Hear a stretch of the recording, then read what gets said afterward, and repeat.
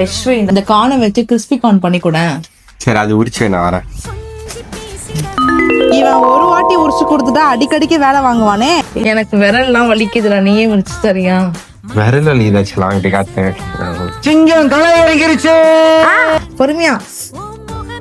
உனக்கு வாய் தொண்டெல்லாம் வலியதா? ஏன் வாய் தொண்டெல்லாம் வலி? அதையும் அமைச்சு வருவோம்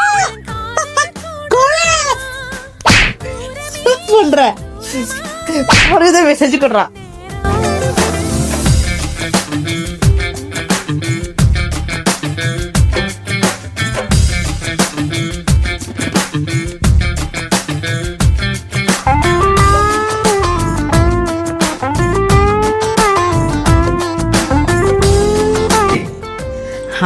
செஞ்சுட்டியா?